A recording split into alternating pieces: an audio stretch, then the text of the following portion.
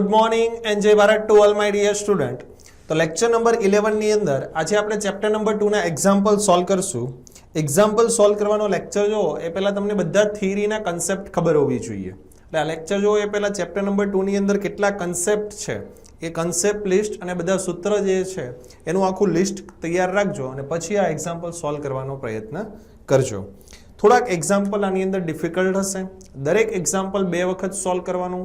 રકમ જે છે 3 થી 4 વખત વાંચવાની, સમજવાની અને રકમ ઉપરથી કેવી રીતે સોલ્યુશન આવે છે એના ઉપર બરાબર ફોકસ કરજો. તો પહેલું છે આપણી પાસે સ્વાધ્યાય એક્ઝામ્પલ નંબર 2.23. પહેલા રકમ સમજીએ. રકમની અંદર શું માહિતી આપેલી છે એ જોઈએ. તો રકમની અંદર આપણને એવું કીધેલું છે કે એક ઇલેક્ટ્રિક ટેકનિશિયન પાસે પરિપથમાં 1 કિલોવોટને સમાંતર 2 માઇક્રોફેરેડેના કેપેસિટરની જરૂર પડે છે. ટેકનિશિયનને શેની જરૂર પડે છે? 1 કિલોવોટ જેટલા પોટેન્શિયલ ડિફરન્સની એક્રોસમાં, એટલે અહીંયા એક બેટરી હશે, એ બેટરીના વોલ્ટેજ હશે 1 કિલોવોટ એટલે કે 1000 વોલ્ટ. કિલો એટલે થાય 1000. એને સમાંતર એને 2 માઇક્રોફેરેડેના કેપેસિટરની જરૂર છે. એટલે પહેલું આવું કીધું છે કે 1 કિલોવોટને સમાંતર 2 માઇક્રોફેરેડેના કેપેસિટરની જરૂરિયાત છે. આવી એની જરૂરિયાત છે. પરંતુ તેની પાસે 1 માઇક્રોફેરેડેના મોટી સંખ્યાના કેપેસિટર પ્રાપ્ત છે. જેઓ 400 વોલ્ટ કરતાં વધુ ન હોય તેવો સ્થિતિમાનનો તફાવત ખમી શકે છે. ટેકનિશિયન પાસે અવેલેબલ શું છે? તો કે 2 માઇક્રોફેરેડેનું કેપેસિટર નથી એની પાસે. એની પાસે જે અવેલેબલ છે એ છે 1 માઇક્રોફેરેડેના કેપેસિટર અને એ મોટી સંખ્યામાં અવેલેબલ છે. કયા કેપેસિટર અવેલેબલ છે? 1 માઇક્રોફેરેડેના, જેના એક્રોસમાં જેની 2 પ્લેટ વચ્ચેનો પોટેન્શિયલ ડિફરન્સ મેક્સિમમ 400 વોલ્ટ સુધીનો છે. 400 કદાચ વધારે વોલ્ટેજ આપશો તો કેપેસિટર બળી જશે. એટલે મેક્સિમમ તમે વોલ્ટેજ આપી શકો 400. 400 કરતાં ઓછો આપો તો કોઈ ચિંતા નથી. 300, 350, 200, 250 તો કોઈ ચિંતા છે નહીં. પણ મેક્સિમમ કેટલો આપવાનો? 400 વોલ્ટ. તો એવી શક્ય ગોઠવણી દર્શાવો કે જેમાં લઘુત્તમ સંખ્યાના કેપેસિટરની જરૂર પડે. એટલે ઇન શોર્ટ આપણે ટાસ્ક શું કરવાનો છે? આપણે આ 1 માઇક્રોફેરેડેના અસંખ્ય કેપેસિટરનો યુઝ કરી આપણે રિઝલ્ટન્ટ 2 માઇક્રોફેરેડેનું કેપેસિટર બનાવવાનું છે 1000 વોલ્ટના એક્રોસમાં. તો આપણે શું કરશું? તો આપણે અહીંયા ધારી લઈએ. ધારો કે V is equal to 1000 વોલ્ટના પોટેન્શિયલ ડિફરન્સ ની સાથે આપણે 1 માઇક્રોફેરેડેના કેપેસિટરની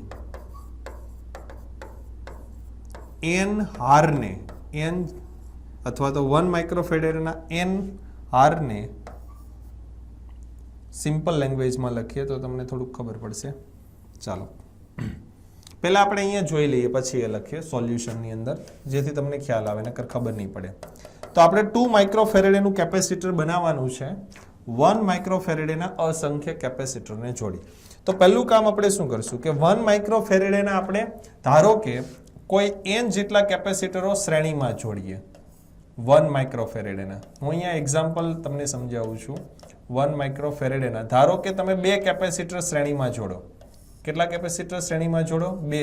2 કેપેસિટર. હવે એક્રોસમાં વોલ્ટેજ તમે કેટલા આપવાના છો? 1000.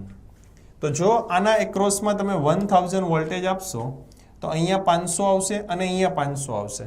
બંનેની વેલ્યુ સરખી છે એટલે બંનેના એક્રોસમાં અડધા આવશે. તમને ખ્યાલ હશે કે શ્રેણી જોડાણની અંદર વોલ્ટેજ જે છે એ ડિફરન્ટ હોય. તો આના એક્રોસમાં 500 આવશે, આના એક્રોસમાં 500 આવશે. મેક્સિમમ કેટલા આવવા જોઈએ? 400.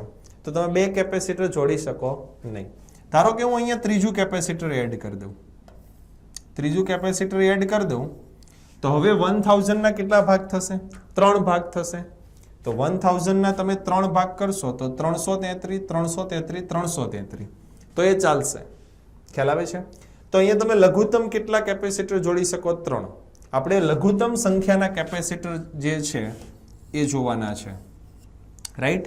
તો તમે અહીંયા 3 કેપેસિટર છે એ જોડી દેશો તો દરેકના એક્રોસની અંદર 333 વોલ્ટ આવશે. 4 જોડવાની જરૂર નથી કારણ કે આપણે લઘુત્તમ સંખ્યાના કેપેસિટર જોડવાના છે. ચાલો, તો જો આ 3 કેપેસિટરને હું શ્રેણીમાં જોડી દઉં તો આનું રિઝલ્ટન્ટ શું આવે? આનો રિઝલ્ટન્ટ કેપેસિટન્સ શું આવશે? 1 1 1.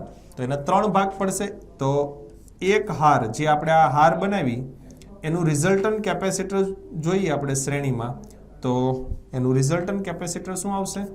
1/CS is equal two 1/1 plus 1/1 માઇક્રોફેરેડેમાં છે બધું. 1/1 આવું તો તમને આવડતું જ હશે. તો બધાનો સરવાળો કરી દો તો 3 આવશે. તો C of S is equal two 1/3 માઇક્રોફેરેડે થશે. આ કેટલું થયું? 1/3 માઇક્રોફેરેડે. એ હું અહીંયા લખું છું. અહીંયા આપણે નેટવર્ક બનાવીએ છીએ અને કાઢી નાખીએ. તો એક હાર જે 3 કેપેસિટરની એક હાર બનાવશો એનું રિઝલ્ટન્ટ કેપેસિટર મળશે તમને 1/3 માઇક્રોફેરેડે. મળી ગયું? આપણે જરૂર કેટલાની છે? 2 માઇક્રોફેરેડની. હવે ધારો કે હું આવી બીજી હાર એને પેરેલલ જોડી દઉં. અહીંયા સેમ ટુ સેમ બીજી હાર હું એને પેરેલલ જોડી દઉં, રાઈટ? તો 2 હાર થઈ ગઈ. તો અહીંયા પણ 1/3 1/3 થયું. આનું આખાનું રિઝલ્ટન્ટ 1/3, આનું પણ રિઝલ્ટન્ટ 1/3. તો એ બંનેનું જો આપણે પેરેલલ કોમ્બિનેશન લઈએ તો COP શું આવે? 1/3 પ્લસ 1/3. એવું થાય કે નહીં? તો 1/3 1/3 ટોટલ કેટલું થઈ જાય? તો 2/3 થઈ જશે. અહીંયા 2/3 આપણે જોઈએ છે કેટલું? 2 માઇક્રોફેરેડે. તો અહીંયા કેટલી હાર આપણે કરવી પડશે એ આપણે અહીંયા જોવાનું છે. અહીંયા ટોટલ આપણે આવી કેટલી હાર બનાવીએ કે જેથી આપણને 2 માઇક્રોફેરેડે કેપેસિટન્સ મળી જાય. મારે અહીંયા રિઝલ્ટન્ટ શું જોઈએ છે? 2 માઇક્રોફેરેડે. તો ધારો કે હું એવું ધારી લઉં કે અહીંયા હું m જેટલી હાર બનાવું છું. 1 2 3 4 અપ ટુ કેટલી હાર બનાવું છું? m.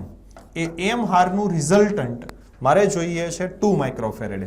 તો એ ડાયરેક્ટ સોલ્યુશન લખવું હોય તો કેવી રીતે લખી શકાય? તો કે મારે પેરેલલ કોમ્બિનેશનનું રિઝલ્ટન્ટ જોઈએ છે 2 માઇક્રોફેરેડે. અને કેવી રીતે જોઈએ છે? તો કે આ 1/3 1/3 બધાને એડ કરતા જઈએ. કેટલી વખત એડ કરવાનું છે? m ટાઈમ્સ 1/3 માઇક્રોફેરેડે આપણે એડ કરવાનું છે. તો આ m આપણે મેળવવાનું છે. તો 3 અહીંયા ઉપર આવી જાય તો m ઇઝ ઇક્વલ ટુ 3 × 2 6. તો મારે કેટલી હાર બનાવવી પડે? 6 જેટલી હાર બનાવવી પડે. કેટલી હાર બનાવવી પડે? 6. એક હારની અંદર ટોટલ કેપેસિટર કેટલા છે? 3. તો અહીંયા આપણે n ઇઝ ઇક્વલ ટુ 3 લખી દઈએ અને આ m ઇઝ ઇક્વલ ટુ આપણે 6 મૂકી દઈએ. તો કુલ કેપેસિટરની સંખ્યા કેટલી થાય? કુલ કેપેસિટરની સંખ્યા તો 6 × 3 ઇઝ ઇક્વલ ટુ 18. આ આપણો ફાઇનલ આન્સર છે. તો જો આ મુજબના પ્રોબ્લેમ આવે તો કેવી રીતે સોલ્વ કરવાના? તો પહેલી વસ્તુ આ જોવાનું કે કેટલો મેક્સિમમ વોલ્ટેજ આપણે આપવાનો છે. 1000 વોલ્ટ. એથી વધુ થવો જોઈએ નહીં. સિંગલ કેપેસિટર માટે મેક્સિમમ વોલ્ટેજ કેટલો હોવો જોઈએ? 400. તો જો તમે એક કેપેસિટર રાખો તો 1000 વોલ્ટ આના એક્રોસમાં આવશે. 2 રાખશો તો બંનેના એક્રોસમાં 500 વોલ્ટ આવશે. 3 રાખશો તો 1000ના 3 ભાગ પડી જશે. તો જેવા એ 400 કરતાં ઓછા થઈ જાય એટલા કેપેસિટર અહીંયા રાખવાના. તો મેં અહીંયા n ઇઝ ઇક્વલ ટુ 3 રાખેલા છે. પછી એક સિંગલ લાઈન જે છે એક હાર એનું સમતુલ્ય કેપેસિટન્સ મેળવી લેવાનું. તો એક હારનું સમતુલ્ય કેપેસિટન્સ છે 1/3 માઇક્રોફેરેડે. તો આનું 1/3 1/3 બધાને એડ કરવાનું. 1/3 2 ટાઈમ્સ 1/3 3 ટાઈમ્સ 1/3. કેટલી ટાઈમ્સ આપણે કોઈ m ટાઈમ્સ 1/3 કરીએ અને આપણને મળવું જોઈએ 2 માઇક્રોફેરેડે. તો એના ઉપરથી આપણને m મળી જશે અને એના ઉપરથી કુલ કેપેસિટરની સંખ્યા મળી જશે. તો ટોટલી લોજિકલ એક્ઝામ્પલ છે. બરાબર ધ્યાનથી સમજજો, વિચારજો. બુકની અંદર કેવી રીતે સોલ્યુશન છે એ પણ જોજો. લખવાનું એવી જ રીતે છે જે બુકની અંદર આપેલું છે. હું તો અહીંયા ખાલી તમને લોજિક સમજાવું છું. ઓકે, આનો સ્ક્રીનશોટ લેવો હોય તો લઈ લો. ચાલો નેક્સ્ટ એક્ઝામ્પલ. સ્વાધ્યાય એક્ઝામ્પલ નંબર 2.24. તમને એવું કીધું છે કે C is equal to 2 faraday, C is equal to 2 ફેરાડેના એક સમાંતર પ્લેટ કેપેસિટરની બે પ્લેટ વચ્ચેનું distance D is equal to 0.5 centimetre આપેલું હોય તો દરેક પ્લેટનું ક્ષેત્રફળ જે છે એ આપણે કેટલું રાખવું પડે. સિમ્પલ ક્વેશ્ચન પૂછેલો છે. સમાંતર પ્લેટ કેપેસિટરનું સૂત્ર C is equal to epsilon not A upon D. તમને પ્લેટનું ક્ષેત્રફળ પૂછેલું છે તો A is equal to C into D upon epsilon not બધી કિંમત મૂકી અને A મેળવશો. જો તમે એની વેલ્યુ મેળવશો તો એની વેલ્યુ જે છે એ એપ્રોક્સિમેટ 1130 કિલોમીટર સ્ક્વેર આવું આવશે. તો જો આવડી બધી મોટી પ્લેટો શક્ય નથી, પ્રેક્ટિકલી આટલા કિલોમીટર સ્ક્વેરની પ્લેટ શક્ય છે નથી, તો એનો મતલબ એવો થયો કે 2 ફેરેડેનું કેપેસિટન્સ એ ખૂબ મોટું કેપેસિટન્સ છે. એટલે જો આપણને જે વેલ્યુ આપેલી છે એ મોટા ભાગે માઇક્રો ફેરેડેના ક્રમમાં હોય છે. ખ્યાલ આવે છે? તો આટલું મોટું કેપેસિટન્સ મેળવવા માટે પ્લેટનું ક્ષેત્રફળ ખૂબ જ વધારે રાખવું પડે, જે પ્રેક્ટિકલી શક્ય નથી. ઓકે, બીજું આની અંદર કશું છે નહીં, સિમ્પલ લોજિક હતું. ઓકે, રકમ વાંચજો, તમને એ વસ્તુ પૂછેલી છે. સ્વાધ્યાય એક્ઝામ્પલ નંબર 2.25. આ એક્ઝામ્પલ 4 માર્ક્સની અંદર બોર્ડની એક્ઝામમાં આવી શકે. 4 માર્ક્સના જે ક્વેશ્ચન હોય એની અંદર આવા એક્ઝામ્પલ પૂછાય છે. હું અહીંયા તમને આ એક્ઝામ્પલનું લોજિક સમજાવીશ. કેલ્ક્યુલેશન બધી તમારે મોડર્ન પબ્લિકેશનની બુકમાંથી જોઈ અને એ લોકો કેવી રીતે લખે છે એવી જ રીતે તમારે એક્ઝામમાં રિપ્રેઝેન્ટ કરવાની. પણ સૌથી અગત્યની વસ્તુ છે લોજિક પકડવું. ઓકે, ખાસ ધ્યાન રાખજો હું કેવી રીતે સોલ્વ કરું છું. એવું હોય તો આ એક્ઝામ્પલ 2 વખત આનું સોલ્યુશન જોજો, કારણ કે એક્ઝામ્પલ ટફ રહેવાના. અહીંયા તમને ચાર કેપેસિટરો આપેલા છે જેને 300 વોલ્ટની બેટરીના એક્રોસમાં જોડેલા છે. પહેલું કામ કરવાનું છે એનું સમતુલ્ય કેપેસિટન્સ મેળવવાનું અને પછી દરેક કેપેસિટરને સમાંતર વોલ્ટેજ અને એનો વિદ્યુતભાર મેળવવાનો. તો જો પહેલા સમતુલ્ય કેપેસિટન્સ મેળવવાનું છે એટલે શ્રેણી સમાંતર જોડાણ આઈડેન્ટિફાઈ કરવાનું. તો અહીંયા જુઓ, આ A અને આ B બંને વચ્ચેના જે કેપેસિટર છે આ બંને શ્રેણીમાં જોડેલા છે. તો આનું સમતુલ્ય કેપેસિટન્સ આપણે મેળવીએ. અહીંયા પહેલું સ્ટેપ લખીએ, A અને B વચ્ચે સમતુલ્ય કેપેસિટન્સ, A અને B વચ્ચે સમતુલ્ય કેપેસિટન્સ. આ 2 અને 3 છે એટલે હું એને નામ આપું છું 1/C23. બરાબર છે? તો આ થશે 1/200 PF પ્લસ 1/200 PF એટલે 2/200 PF. તો C23 ની વેલ્યુ શું આવશે? C23 ની વેલ્યુ આવશે 200/2 એટલે 100 PF. ચાલો, આ પહેલું સ્ટેપ થઈ ગયું. આપણે એક સમતુલ્ય કેપેસિટન્સ મળી ગયું C23 નું 100 PM. તો હવે આ નેટવર્ક કેવું બનશે ખાસ ધ્યાન રાખજો. હવે આ નેટવર્ક કેવું બનશે એના ઉપર ખાસ ફોકસ કરજો. બરાબર છે? અહીંયા એક કેપેસિટર છે, અહીંયા વચ્ચે એક કેપેસિટર આવી ગયું અને અહીંયા એક કેપેસિટર છે.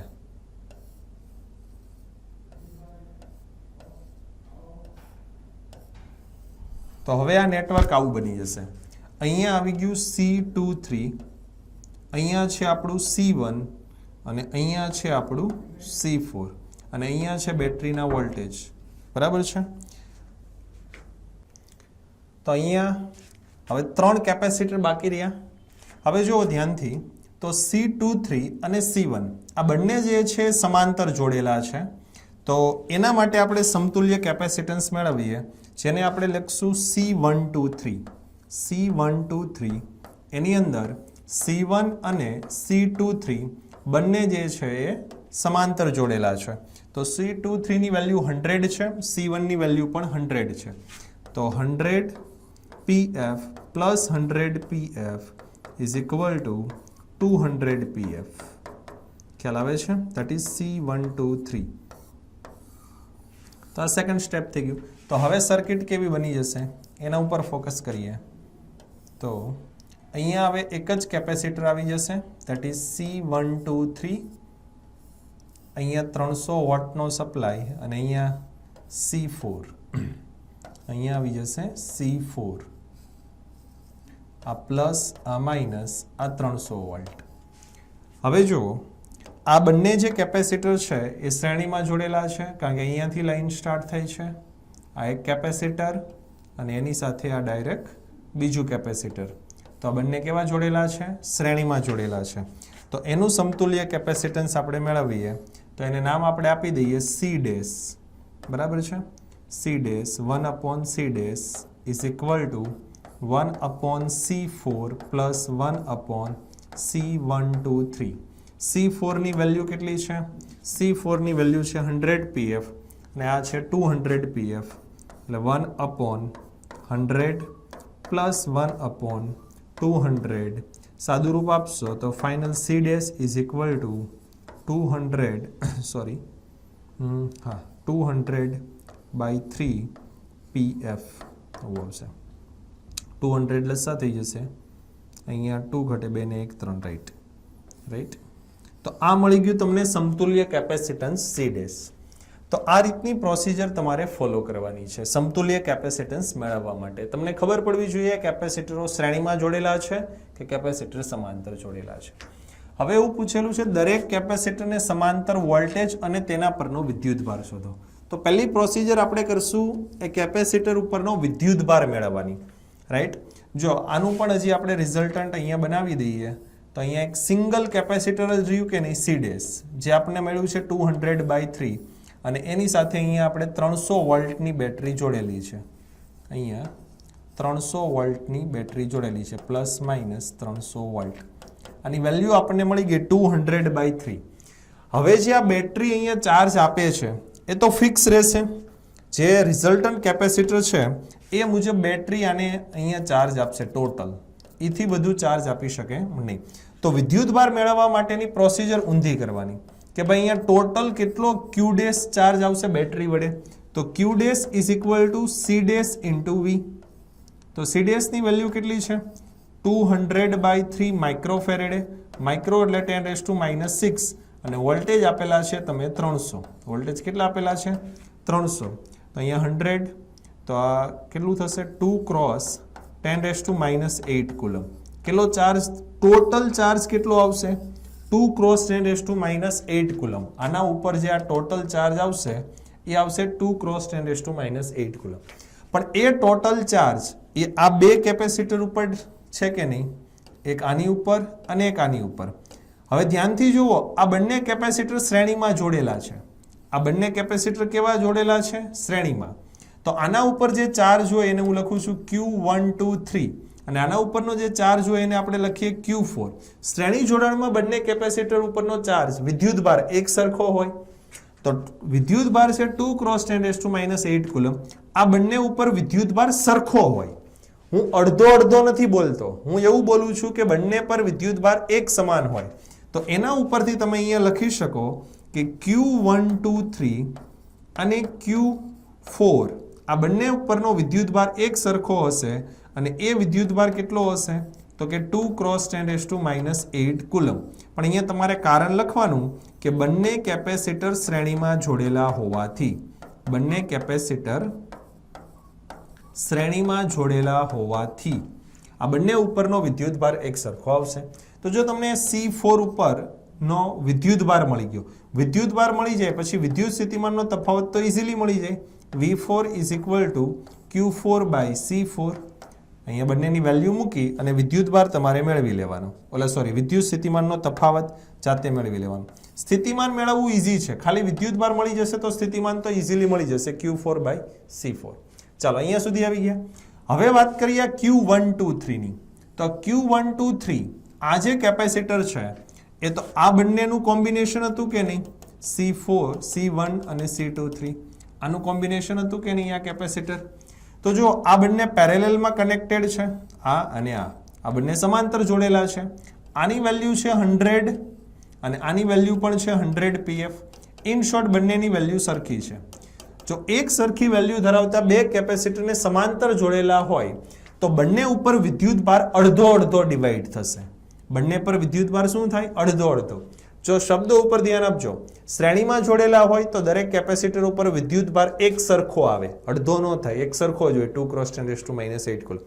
હવે આ બંને કેપેસિટર સમાંતર જોડેલા છે તો જે ટોટલ વિદ્યુતભાર છે Q1 2 3 એ બંને ઉપર અડધો અડધો આવશે. તો અહીંયા તમે Q1 અને આ Q2 3 લખવું હોય તો એની વેલ્યુ કેવી રીતે લખશો?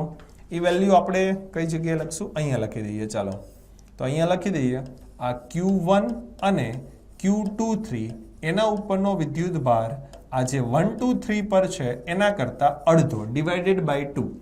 તો આ વેલ્યુ છે અને ડિવાઇડેડ બાય 2 કરશો તો એ આવી જશે 10⁻⁸ કુલમ. કેટલી આવશે? 10⁻⁸ કુલમ.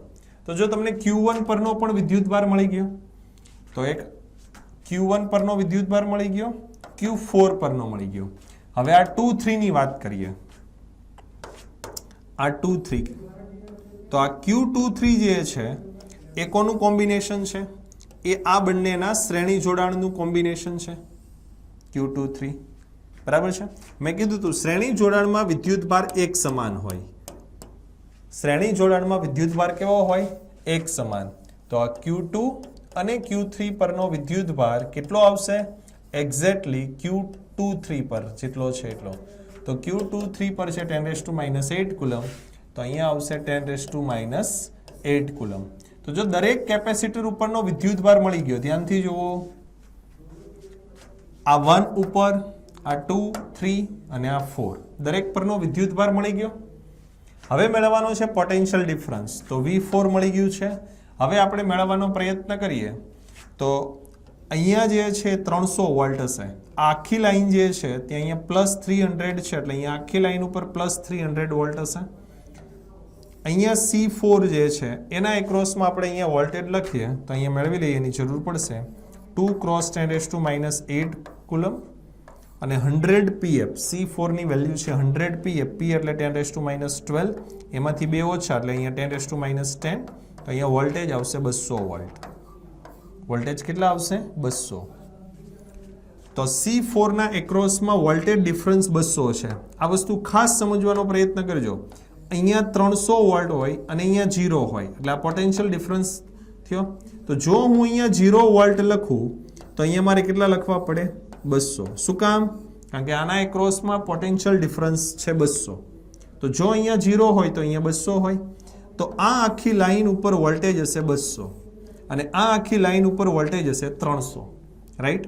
તો અહીંયા હું 200 વોલ્ટ લખું છું અને અહીંયા હું 300 વોલ્ટ લખું છું. તો આ પોટેન્શિયલ ડિફરન્સ કેટલો થયો કહેવાય? 100 વોલ્ટ. તો આ Q1 ના એક્રોસમાં વોલ્ટેજ આવશે V1 = 100 વોલ્ટ. રાઈટ? હવે આ C23 છે એના એક્રોસમાં 100 વોલ્ટ થાય, પણ C23 આ બંનેનું કોમ્બિનેશન છે. જો અહીંયા લખી દઉં છું, અહીંયા 200 વોલ્ટ અને અહીંયા 300 વોલ્ટ.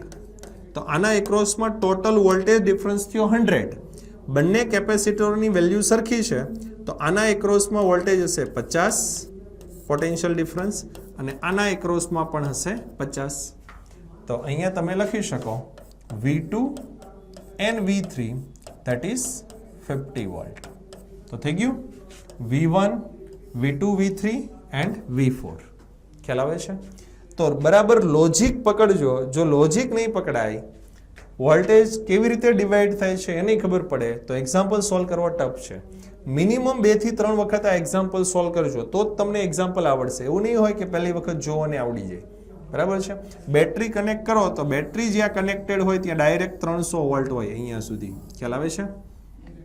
આ બધી વસ્તુ શીખજો અને મોડર્નની અંદર જે સોલ્યુશન આપેલું છે એના ઉપર પણ ફોકસ કરજો.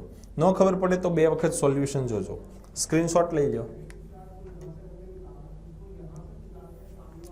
ચાલો નેક્સ્ટ એક્ઝામ્પલ પર આવીએ. સ્વાધ્યાય એક્ઝામ્પલ નંબર 2.26. એક સમાંતર પ્લેટ કેપેસિટરમાં દરેક પ્લેટનું ક્ષેત્રફળ A = 90 સેન્ટીમીટરનો સ્ક્વેર અને મીટર સ્ક્વેરમાં લખવું હોય તો 90 × 10⁻⁴ મીટર સ્ક્વેર છે. આ દરેક પ્લેટનું ક્ષેત્રફળ છે. બે પ્લેટ વચ્ચેનું અંતર D = 2.5 મિલીમીટર. મિલીમીટર એટલે 10⁻³ એટલે 2.5 × 10⁻³ મીટર આ બે પ્લેટ વચ્ચેનું અંતર છે. એની બે પ્લેટ વચ્ચે જો આપણે 400 વોલ્ટનો પોટેન્શિયલ ડિફરન્સ જોતો હોય કેપેસિટરને 400 વોલ્ટના સપ્લાય સાથે જોડીને વિદ્યુત ભારિત કરવામાં આવે છે તો કેપેસિટરમાં સંગ્રહ થતી ઉર્જા કેટલી હશે? આપણે એક સમાંતર પ્લેટ કેપેસિટર આપેલું છે આ રીતે. આ કેપેસિટરને 400 વોલ્ટની બેટરી વડે, કોના વડે? 400 વોલ્ટની બેટરી વડે વિદ્યુત ભારિત કરેલું હોય. 400 વોલ્ટની બેટરી વડે જો એને વિદ્યુત ભારિત કરેલું હોય તો કેપેસિટરમાં સંગ્રહિત ઉર્જા મેળવો. તો પહેલું કામ છે આપણે સંગ્રહિત ઉર્જા મેળવવાની. તો U ઇઝ ઇક્વલ ટુ, અહીંયા સમીકરણ વાપરી શકાય 1/2 CV². 1/2 C ની વેલ્યુ આપણી પાસે નથી પણ મેળવી શકાય. ε0A/d આ બધી વેલ્યુ છે અને અહીંયા આવશે V². તો અહીંયા તમે કેપેસિટરની અંદર સંગ્રહિત થતી ઉર્જા તમને જૂલ એકમમાં મળી જશે. પહેલું કામ થઈ ગયું. બીજું, આ ઉર્જાને બે પ્લેટ વચ્ચેના વિદ્યુત ક્ષેત્રમાં સંગ્રહ પામેલી ગણો અને એકમ કદ દીઠ ઉર્જા મેળવો. સેકન્ડ કામ કીધું છે આપણને એકમ કદ દીઠ ઉર્જા. તો ઉર્જા ડિવાઇડેડ બાય કદ. તો આ બે વચ્ચે વિદ્યુત ક્ષેત્રમાં સંગ્રહ થયેલી ગણીએ તો આ બંને વચ્ચેનું જે કદ છે કેટલું હોય? તો કે પ્લેટનું ક્ષેત્રફળ ઇન્ટુ બે પ્લેટ વચ્ચેનું ડિસ્ટન્સ. U તમને અહીંયા મળી જશે.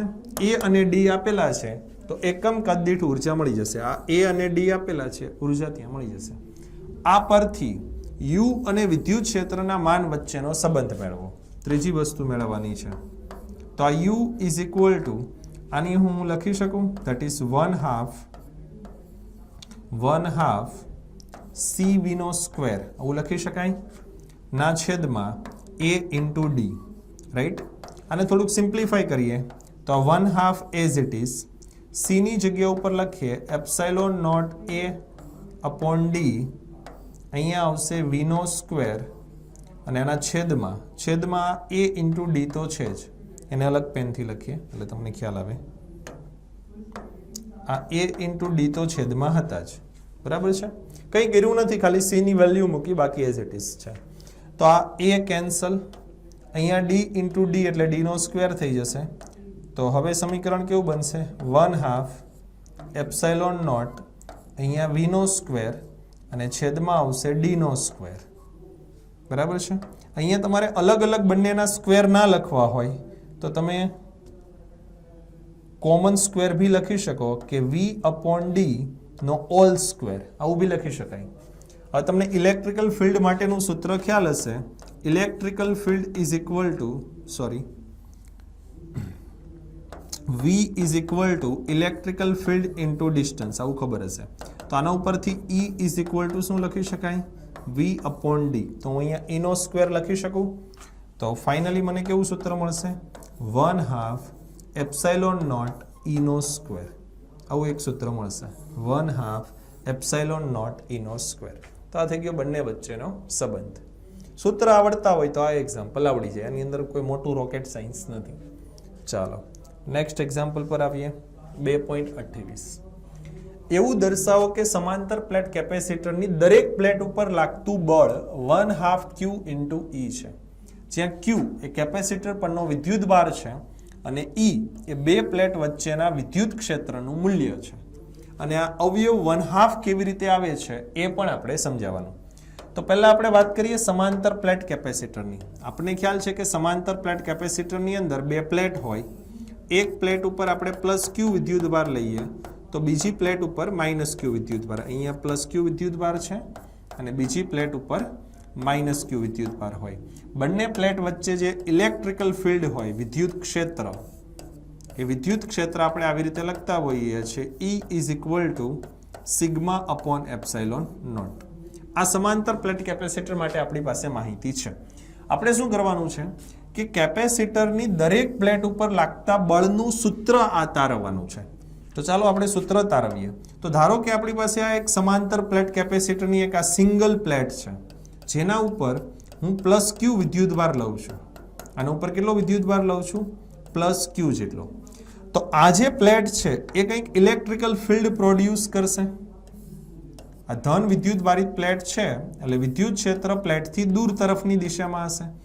આ વિદ્યુત ક્ષેત્ર જો મારે લખવું હોય તો આ વિદ્યુત ક્ષેત્ર હું લખી શકું E1 પ્લેટ 1 વડે ઉત્પન્ન થતું વિદ્યુત ક્ષેત્ર E1 is equal to sigma upon 2 epsilon not. Chapter number 1 ની અંદર સૂત્ર આવી ગયું છે વિદ્યુત ભારિત પ્લેટને કારણે ઉત્પન્ન થતું વિદ્યુત ક્ષેત્ર. આ મેં માત્ર સિંગલ પ્લેટને કારણે લખેલું છે. અહીંયા જે આ ટોટલ મળેલું છે આ તો હકીકતમાં E1 પ્લસ E2 છે. E1 પ્લસ E2 છે. આ મેં સિંગલ પ્લેટને કારણે લખેલું છે. હવે આ વિદ્યુત ક્ષેત્રની અંદર આ નેગેટિવ ચાર્જ ધરાવતી પ્લેટ છે કે નહીં, આ જે વિદ્યુત ક્ષેત્ર છે એની અંદર આ બીજી પ્લેટ છે, ખ્યાલ આવે છે, અને એના ઉપર -q વિદ્યુત ભાર છે. તો આ વિદ્યુત ક્ષેત્ર જે છે પહેલી પ્લેટનું વિદ્યુત ક્ષેત્ર એ આ બીજી પ્લેટ ઉપર કેટલો ફોર્સ લગાવશે એ જો મારે લખવું હોય તો ફોર્સ 1 ઇઝ ઇક્વલ ટુ બીજી પ્લેટ ઉપરનો વિદ્યુત ભાર ઇન્ટુ ઇલેક્ટ્રિકલ ફિલ્ડ. તમે આવું સૂત્ર જોયેલું હશે F is equal two QE, જોયેલું છે ને, F is equal two QE. તો એ સૂત્ર મેં લખેલું છે. માઇનસ સાઇન નથી લખતો કારણ કે આપણે ખાલી ફોર્સની મેગ્નિટ્યુડ જોઈએ છે. ડિરેક્શન તમને ખબર જ છે, દૂર તરફ ડિરેક્શનની કોઈ વાત નથી કરવાની. તો Q ઇન્ટુ E1 લખી શકાય. આ Q ને એઝ ઇટ ઇઝ રાખીએ. E1 એટલે અહીંયા લખી દેવાનું sigma upon 2 epsilon not plate 1 વડે ઉત્પન્ન થતું વિદ્યુત ક્ષેત્ર. થાય કે નહીં? સિગ્મા એટલે શું થાય? પ્લેટ 1 ઉપર વિદ્યુત ભારની પૃષ્ઠ ઘનતા. તો અહીંયા તમે એવું લખી શકો Q વિદ્યુત ભારની પૃષ્ઠ ઘનતા એટલે શું લખી શકાય?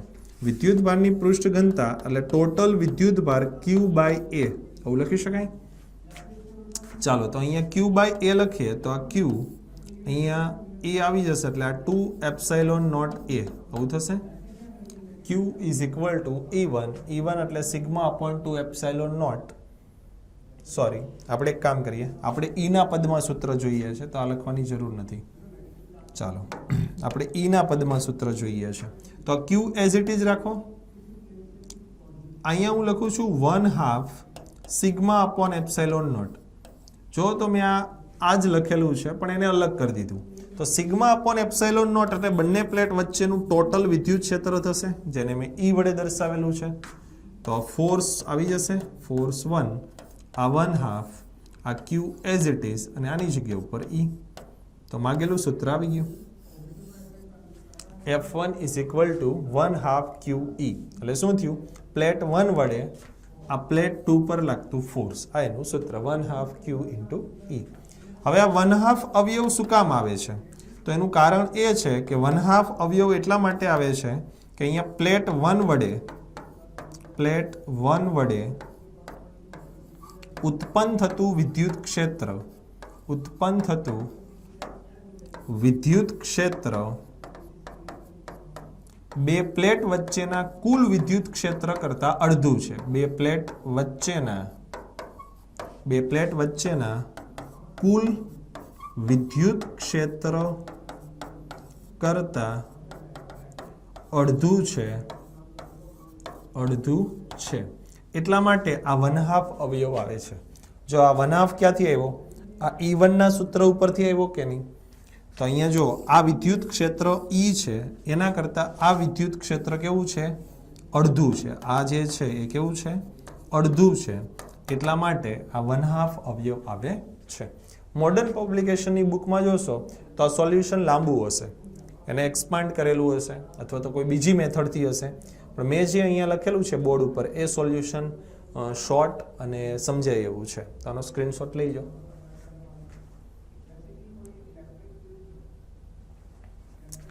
ચાલો નેક્સ્ટ એક્ઝામ્પલ પર આવીએ. સ્વાધ્યાય એક્ઝામ્પલ નંબર 2.29 આપણા માટે નવો એક્ઝામ્પલ છે. એક ગોળાકાર કેપેસિટરમાં, આપણે ગોળાકાર કેપેસિટર ભણ્યા નથી, જેઈ નેટની અંદર ભણવામાં આવે છે. એ કેપેસિટરમાં બે સમકેન્દ્રીય ગોળાકાર સુવાહકોને યોગ્ય ટેકાઓ વડે તેમના સ્થાન ઉપર જકડી રાખેલા હોય છે. આવું હોય છે એવું કીધેલું છે. તો આકૃતિ પરથી દર્શાવો કે આ ગોળાનું કેપેસિટન્સ આ સૂત્ર વડે અપાય છે, જે R1 અને R2 અનુક્રમે અંદર અને બહારની ત્રિજ્યાઓ છે. તો ધ્યાનથી આપણે જોઈએ, R1 જે છે એ બહારના કવચની ત્રિજ્યા છે, ધેટ ઇઝ R1, અને અંદરના કવચની ત્રિજ્યા છે R2. અંદરના કવચ ઉપર નેગેટિવ ચાર્જ છે -Q અને જે આ બહારનું કવચ છે એના ઉપર ચાર્જ છે +Q. તો તો આ ગોળાકાર કેપેસિટર છે. જો કેપેસિટરમાં હંમેશા બે સુવાહક હોય, એક ઉપર પોઝિટિવ ચાર્જ હોય, એક ઉપર નેગેટિવ ચાર્જ હોય. બરાબર છે. તો હવે આપણે શું કરવાનું છે, આનું કેપેસિટન્સનું સૂત્ર તારવવાનું છે. તો કેપેસિટન્સનું સૂત્ર તો આવું છે, C = Q/V. તો ચાર્જ આપણને આપેલો છે, અહીંયા પ્લસ Q ચાર્જ છે, અહીંયા માઇનસ Q ચાર્જ છે, એટલે કેપેસિટર પરનો ચાર્જ આપણે Q લેશું. બરાબર છે. તો આપણે જે મેળવવાનું થશે એ થશે V, પોટેન્શિયલ ડિફરન્સ. તો V કેવી રીતે મેળવી શકાય? અહીંયા ઇલેક્ટ્રિકલ ફિલ્ડની ડિરેક્શન આપેલી છે. જો હું રેડ કલરથી દર્શાવું છું, અહીંયા ત્રિજ્યાવર્તી દિશાની અંદર ઇલેક્ટ્રિકલ ફિલ્ડ આપણને આપેલું છે. રાઈટ. તમે એક કામ કરી શકો, આ જે બહારનો ગોળો છે, બહારનો ગોળો, એને તમે અર્થિંગ કરી શકો. આની અંદર કીધેલું નથી, નકર અહીંયા કીધેલું હોય છે કે બહારના ગોળાને અર્થિંગ કરેલું છે. તો હવે કેવી પરિસ્થિતિ થશે? જે અંદરનો ગોળો છે, આ અંદરનો ગોળો કે જેની ત્રિજ્યા R2 છે, આની ત્રિજ્યા R2 છે, એના ઉપર નેગેટિવ ચાર્જ છે. એના ઉપર કેટલો ચાર્જ છે? નેગેટિવ ચાર્જ છે. પછી બહારનો ગોળો છે કે જેની ત્રિજ્યા R1 છે, જેની ત્રિજ્યા R1 છે, this one is R1. એનું તમે અર્થિંગ કરી દેશો જમીન સાથે, તો જમીનમાંથી જે ઇલેક્ટ્રોન આવશે એ ઇલેક્ટ્રોન આ જે પોઝિટિવ ચાર્જ છે એ પોઝિટિવ વિદ્યુતભારને તટસ્થ કરી દેશે. એટલે તમને અહીંયા જે ઇલેક્ટ્રિકલ ફિલ્ડ મળશે એ આવી રીતે અંદર તરફ ત્રિજ્યાવર્તી ઇલેક્ટ્રિકલ ફિલ્ડ મળશે. કેવું ઇલેક્ટ્રિકલ ફિલ્ડ મળશે? અંદર તરફ ત્રિજ્યાવર્તી ઇલેક્ટ્રિકલ ફિલ્ડ. તટસ્થ ન કરો તો પણ અંદર તરફ જ ઇલેક્ટ્રિકલ ફિલ્ડ મળે. મારે જોઈએ છે આ બંને વચ્ચેનો પોટેન્શિયલ ડિફરન્સ. તો પહેલા મારે શું મેળવવું પડશે? ઇલેક્ટ્રિકલ ફિલ્ડની વેલ્યુ મેળવવી પડશે. બે રીતે મેળવી શકાય. હું તમને સિમ્પલમાં સિમ્પલ મેથડ દેખાડું છું.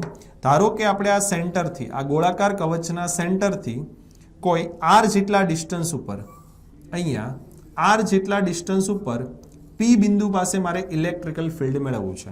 તો જે P બિંદુ છે એ આ ગોળાકાર કવચની બહારનું બિંદુ છે કે નહીં? આ ગોળાકાર કવચની કેવું બિંદુ છે? બહારનું બિંદુ છે. તો આ કવચ ઉપરનો જે આ બધો નેગેટિવ ચાર્જ છે -Q જેટલો, આ બધો ચાર્જ એના સેન્ટરમાં કેન્દ્રિત થયેલો ગણી શકાય. તો અંદરના કવચથી, અંદરના કવચના કેન્દ્રથી R અંતરે જ્યાં R જે છે એ ગ્રેટર ધેન R2 છે, એટલે બહારનું બિંદુ છે. ઇન શોર્ટ, R અંતરે વિદ્યુત ક્ષેત્ર કેવી રીતે લખી શકાય? તો આપણે શીખવાડેલું હતું કે બધો જ વિદ્યુત ભાર એના કેન્દ્ર પર કેન્દ્રિત થયેલો ગણી શકાય. તો E = આપણે ખાલી મેગ્નિટ્યુડ જ લખીએ છીએ, KQ/R² અથવા તો 1/4πε0 Q/R². આવી રીતે આપણે એનું વિદ્યુત ક્ષેત્ર લખી શકાય કે નહીં? હવે તમારે શું જોઈએ છે? આ બંને સપાટી વચ્ચેનો પોટેન્શિયલ ડિફરન્સ. આ બંને સપાટી વચ્ચેનો પોટેન્શિયલ ડિફરન્સ. તો અહીંયા લખીએ, બંને કવચ વચ્ચેનો વિદ્યુત સ્થિતિમાનનો તફાવત.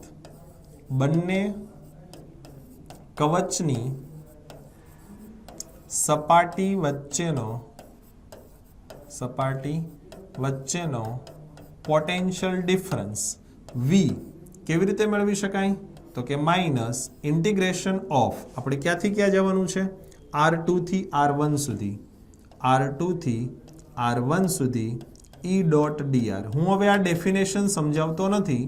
સેકન્ડ ચેપ્ટરની શરૂઆતની અંદર જ વિદ્યુત સ્થિતિમાનની વ્યાખ્યા જો તમને ખબર હોય તો અમે વ્યાખ્યા જ લખેલી છે, બીજું કશું લખેલું નથી. એની કિંમત મૂકી દઈએ માઇનસ એઝ ઇટ ઇઝ. આ માઇનસ કાઢવા હોય તો તમે એક કામ કરી શકો, આ લિમિટને ઇન્ટરચેન્જ કરી દો તો માઇનસ નીકળી જશે. તો આપણે લિમિટને ઇન્ટરચેન્જ કરી દઈએ તો અહીંયા આવશે R1 અને અહીંયા આવશે R2. લિમિટ ઇન્ટરચેન્જ થઈ ગઈ. ની કિંમત E.dr. પહેલા તો E.dr જે છે, અથવા એક કામ કરીએ, E.dr માં જ તમને માઇનસ નીકળી જશે, એટલે અત્યારે કરવાની જરૂર નથી. ચાલો, E.dr.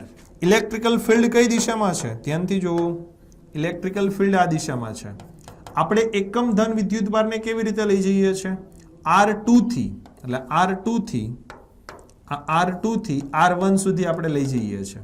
એકમ ધન વિદ્યુત ભારને અહીંયાથી અહીંયા સુધી લઈ જવા માટે જે કાર્ય કરવું પડે એને જ વિદ્યુત સ્થિતિમાનનો તફાવત કહેવાય. જો અહીંયા તમને સ્થિતિમાનના તફાવતની ડેફિનેશન ખબર હોવી જોઈએ. તો આપણું સ્થાનાંતર dr આ બાજુ થાય છે, ઇલેક્ટ્રિકલ ફિલ્ડ આ બાજુ છે, તો બંને વચ્ચેનો એંગલ 180 ડિગ્રી થાય અને cos 180 ઇઝ ઇક્વલ ટુ -1. તો R2 upon R1 અહીંયા હું ડાયરેક્ટ લખી દઉં છું EDR. cos 180 degree is equal two -1 કરી દીધા એટલે માઇનસ માઇનસ કેન્સલ થઈ ગયા. હવે એની કિંમત મૂકીએ તો ઇન્ટિગ્રેશન ઓફ R2 થી R1 એની કિંમત મૂકી દઈએ, that is Q upon 4 pi epsilon naught R square into dr. અચળ પદને બહાર લખી દઈએ તો Q upon 4 pi epsilon naught અચળ થશે. 1 upon R square નું ઇન્ટિગ્રેશન કરશો તો એ આવશે -1 upon R. અહીંયા લિમિટ આવશે R2 અને અહીંયા R1. એક વખત અપર લિમિટ, એક વખત લોઅર લિમિટ, તો Q upon 4 pi epsilon naught અહીંયા આવશે 1 upon R2 -1 upon R1. Sorry 1 upon R1 minus plus. ખ્યાલ આવે છે?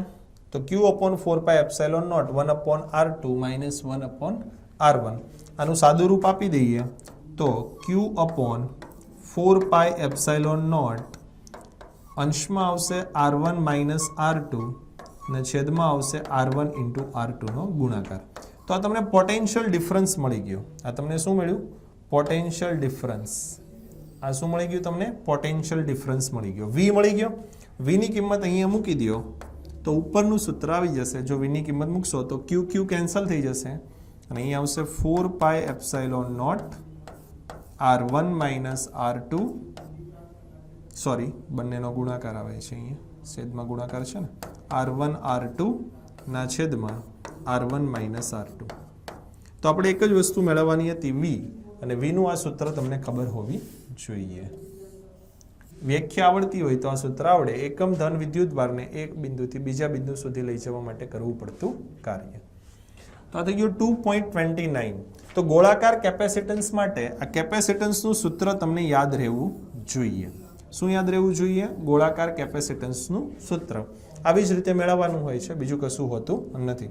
હવે આ સૂત્ર આધારિત એક બીજો એક્ઝામ્પલ છે, સ્વાધ્યાય એક્ઝામ્પલ નંબર 2.30. આ એક્ઝામ્પલ તમારે હોમવર્કમાં કરવાનો છે. જો તમને 2.29 આવડશે તો આ 2.30 ના એક્ઝામ્પલ તમને આવડી જશે. બરાબર છે?